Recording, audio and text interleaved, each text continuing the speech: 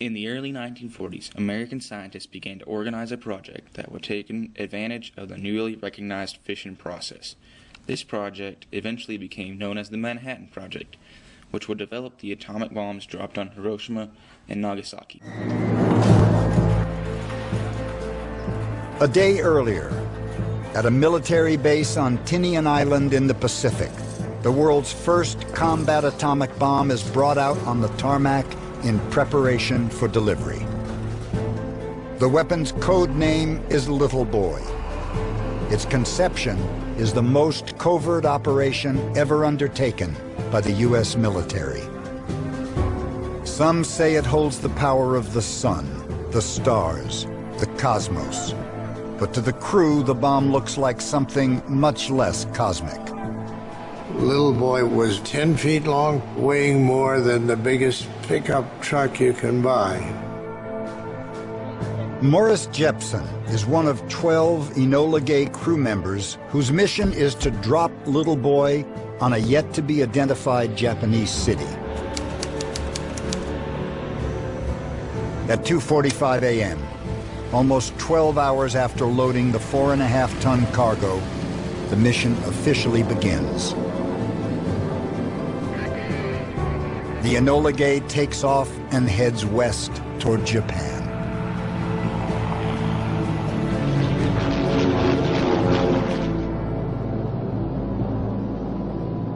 First time I saw Little Boy was when I climbed into the bomb bay. Within this cylinder of armored steel is 140 pounds of highly enriched uranium. Its uranium is divided into a projectile and a target. The bomb works like a big gun. Bags of gunpowder ignite, creating the pressure to send the projectile flying forward, smashing it into the target. Within seconds, critical mass creates a nuclear chain reaction, releasing a colossal amount of destructive energy. But because B-29s are known to crash on takeoff, the gunpowder is not yet inside the bomb. Now that they're safely off the ground, Jepson and Captain Deke Parsons can put the explosives into place. It takes Parsons only 15 minutes to place the 4 bags of cordite gunpowder inside the bomb's tail. But Little Boy's detonation system is not yet fully armed. How to do it, Lieutenant? That's Morris Jepson's job. These are the actual plugs he used that day to arm the Little Boy bomb. The weapon has 3 green plugs that work like a safety lock on a gun, preventing it from activating. Jepson must remove the green plugs and swap them out. The red plugs complete the weapon's electrical circuitry so that sparks can ignite the gunpowder. I had to handle, touch, lean on the Little Boy bomb, so the last person to have his hands on that weapon was me. With the last red plug in place, the bomb is now alive. There are less than 2 hours before they reach Japan, yet no one's completely sure that Little Boy will actually work. The Hiroshima bomb was an experimental weapon, and it was the first test. 3 Japanese cities had been chosen as potential targets for the attack. The primary is the port city of Hiroshima, located on the delta of the Ota River. A city of considerable military importance, it houses a communication center and an assembly area for troops. But it's far from just a military target. 80% of the people here are civilians. Since the previous March of 1945, almost every major city in Japan has been firebombed. Yet Hiroshima remains untouched. The people of the city worried about that. Were they being chosen for something especially terrible? But as the Enola Gay reaches Japan, Hiroshima's fate is still not final. It all depends on the weather. One of the requirements for the target is that it has to be visible from the air. Weather planes fly ahead to check the conditions over the 3 selected cities. As it happens, it is a clear morning at Hiroshima. The city's fate is now sealed. 13-year-old Shigeko Sosamore can feel the sun burning down on her on this hot, cloudless morning. She runs to join schoolmates in their assignment to clear the streets for fire breaks in case of attack. I look up the sky. I saw the beautiful silver airplane and the white long tail and the blue sky. It looks beautiful. And at the same time I saw something drop. Shigeko is less than a mile from the Enola Gay's target, the distinctive T-shaped Aioi Bridge. Running across the river in the center of downtown, it can be spotted easily, even at 32,000 feet. 90 seconds before release, the bombardier sets his sights on the target about 2 miles below and makes careful, last-minute maneuvers. Will they hit the target?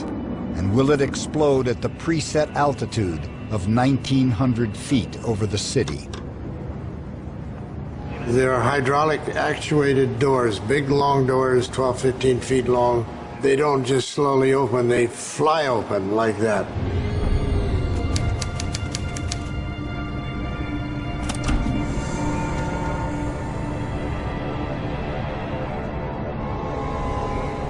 Jepson and fellow crew members had done the math and expect the bomb to detonate at 42 seconds. That 43 seconds, I was nervous. I was monitoring the test box, thinking and counting in my head. The crew of the Enola Gay are not the only ones counting down at 8:15 on August 6th. 8-year-old Takashi Tanemori left home at 8 a.m. to get to his school. He's looking forward to playing with his friends. I was excited this particular morning for the hide and seek because I was chosen as it. So I was standing against the window looking outside. While Takashi counts, thousands of others are outside, en route to work and school.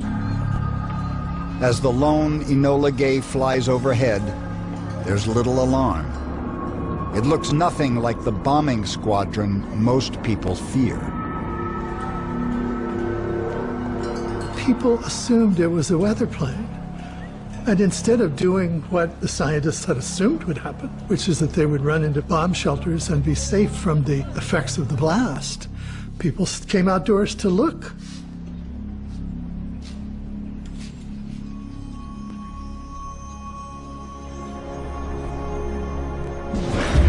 All of a sudden, bang!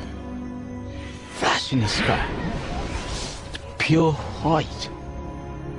I saw the bones on my fingers as though I was looking at X-ray. So intense. This is the only footage ever taken of this atomic explosion. Scant documentation of an event that changes the course of history. Within moments, the mushroom cloud is 10 miles high. It spreads 3 miles over the city, and it's more than 350,000 inhabitants.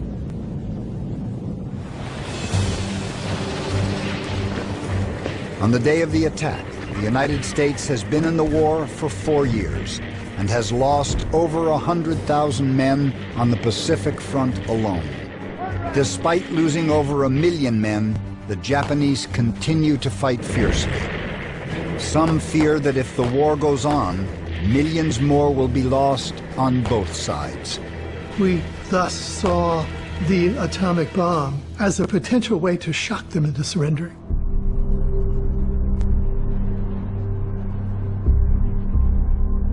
This radically new bomb reduces the living, breathing downtown of Hiroshima to a wasteland. 70,000 human beings are dead instantly. Another 70,000 injured. It's the highest death toll ever caused by a single weapon. Yet Japan continues to fight.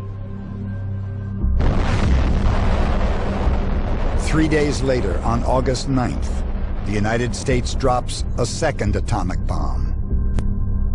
This time on the city of Nagasaki. Another 40,000 die. Japan formally surrenders 3 weeks later. The world's bloodiest war is finally over. Americans, when they think about Hiroshima, for them the narrative stops as the mushroom cloud erupts and the Enola Gay comes back home. And for the Japanese, that's exactly the moment at which the narrative begins.